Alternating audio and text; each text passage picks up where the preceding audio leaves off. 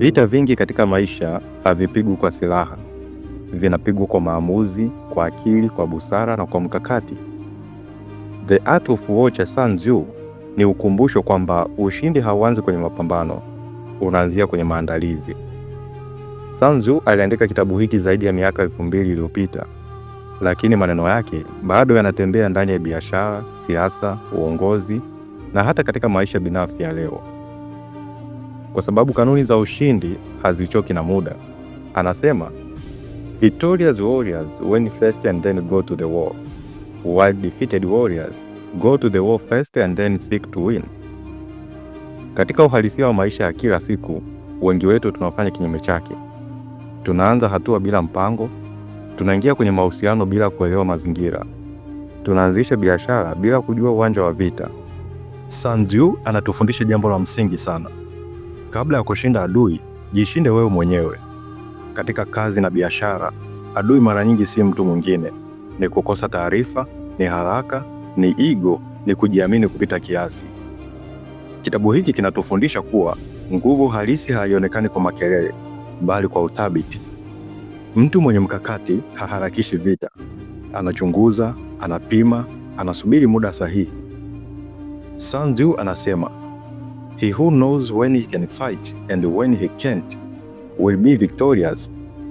Katika maisha yetu, kushinda wakati mwingine ni kuondoka kwa hekima, ni kusema hapana, ni kuchelewa makusudi, ni kubadili njia kabla hujapoteza nguvu. Jamii nyingi zinaheshimu watu wanaopambana kila wakati, lakini The Art of War inawaheshimu watu wanaojua ni mapambano gani ya kupigana na yapi ya kuacha.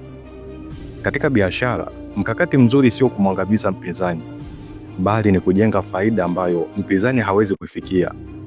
Ni kucheza mchezo wako, sio wa mtu mwingine. Sun Tzu anatufundisha pia umuhimu wa mazingira. Mtu mjanja hasemi nitashinda popote. Anasema nitaweka vita vyangu mahali ninapokuwa na faida. Katika maisha ya kawaida, hii ina maana ya kuchunguza mazingira yatakayokusaidia kukua. Kama mazingira yanakukandamiza, hata bidii kubwa itachoka. Nukuu nyingine nzito sana ni hii: in the midst of chaos there is also an opportunity. Lakini fursa haionekani kwa macho ya haraka, inaonekana kwa akili iliyotulia. Ndio maana Sun Tzu anasisitiza utulivu, nidhamu na akili timamu hata katikati ya pressure. The Art of War pia inatufundisha kuwa ushindi wa juu kabisa ni ule unaopatikana bila vita, bila migogoro, bila kupoteza nguvu. Katika uongozi, hii ina maana kushawishi kabla ya kulazimisha.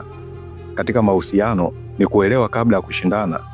Katika maisha ni kupanga kabla ya kukimbia.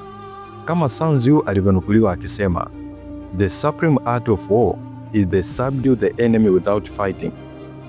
Mwisho wa yote, The Art of War si kitabu cha vurugu, ni kitabu cha ufahamu wa haki, akili ya mkakati na hekima ya maamuzi.